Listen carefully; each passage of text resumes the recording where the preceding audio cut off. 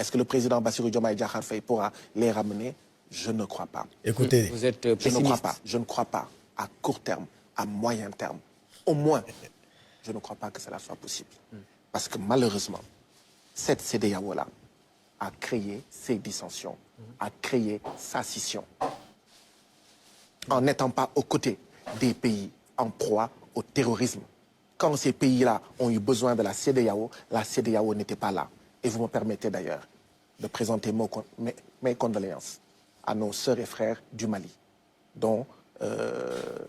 qui ont vécu plusieurs attaques dans la dernière période avec beaucoup de morts. Ouais. Je leur exprime ma solidarité et j'en profite aussi pour dénoncer fermement ce que l'ambassadeur d'Ukraine au Sénégal a eu à dire comme propos, soutenant de manière décomplexée des groupes terroristes au Mali. Il a été le Sénégal ne sera jamais, ne devra plus être, s'il a été un jour, un endroit à partir duquel on va tenter de faire tomber des régimes, on va tenter de saper, en fait, un État comme l'État malien. Bien la famille, Bixoul 224, on vient d'entendre là le seul contre tous. C'est comme ça moi je l'appelle désormais. Le député sénégalais Guy Marius Sagna. Il est député du PASTEF, parti d'Ousmane Sonko et de Bassirou Diomaye Faye, président actuel du Sénégal.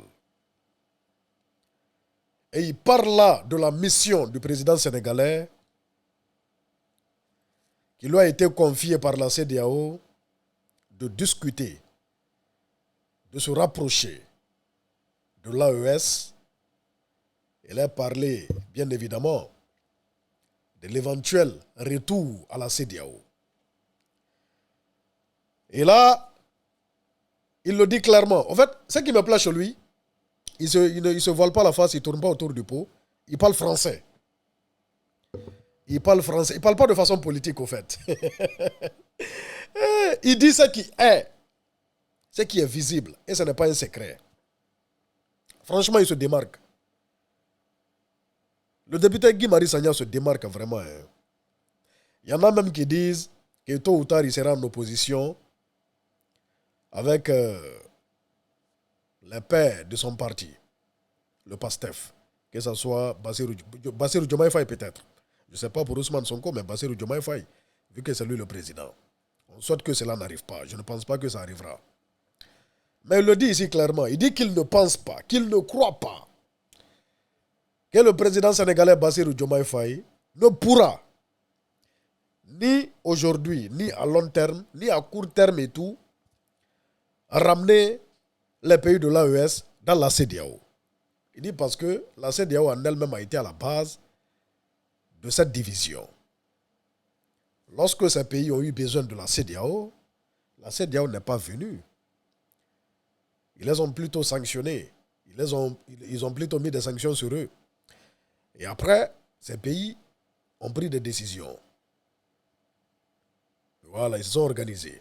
Entre eux, rejetés par la CEDEAO.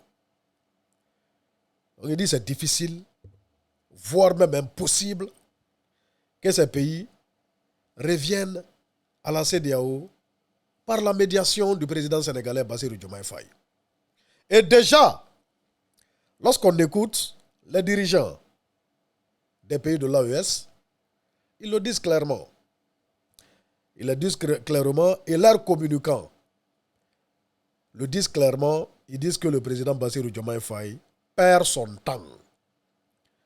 Écoutez, même des gens qui le menacent. Mais ça, bon, ça c'est des pafloteurs. Il peut aller, ils disent non, s'il met les pieds au Mali, patati patata, ou bien dans les pays de l'AES, ça va. Vous ne pouvez rien créer.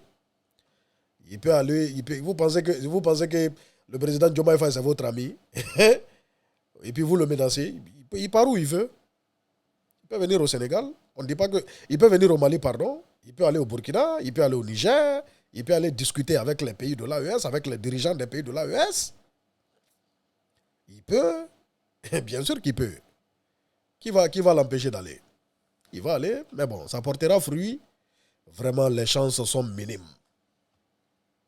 Les chances sont très très minimes. Parce que là où c'est arrivé là, c'est ce que j'ai dit dans mes précédentes vidéos. C'est-à-dire, ils ont atteint un point de non-retour. Voilà. Ils ont atteint un point de non-retour. Franchement.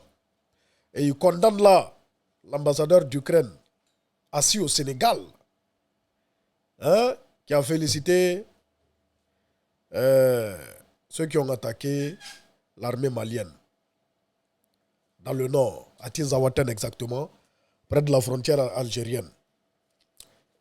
Voilà, il dit cela ne doit pas être possible. Si c'était lui le dirigeant, je suis sûr qu'il allait libérer même l'ambassadeur d'Ukraine là qui est assis au Sénégal et qui met sa bouche dans les problèmes qui se passent dans le nord du Mali, tout en prenant position. Hein? En prenant position, en fait, voyez-vous. Ce n'est pas normal, les ingérences, que ce soit de la Russie, que ce soit de l'Ukraine, que ce soit des États-Unis, que ce soit de l'OTAN en général, ce n'est pas du tout normal en Afrique. C'est-à-dire que les Africains doivent être censés pouvoir régler leurs problèmes d'eux-mêmes. Voyez-vous, surtout ces histoires de conflits. Voyez-vous, c'est vraiment dommage. Donc là, c'est clair. C'est clair. C'est impossible. C'est impossible. L'AES, les pays là, ils vont plus revenir dans la CEDEAO. Ah, ce n'est pas possible. En tout cas, pas ceux-là. Pas Ibrahim Traoré, pas Assimi Goïta, pas le général Tchiani.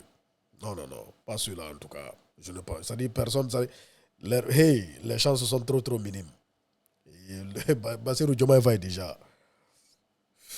Il va sortir quelle magie, quelle formule pour les convaincre.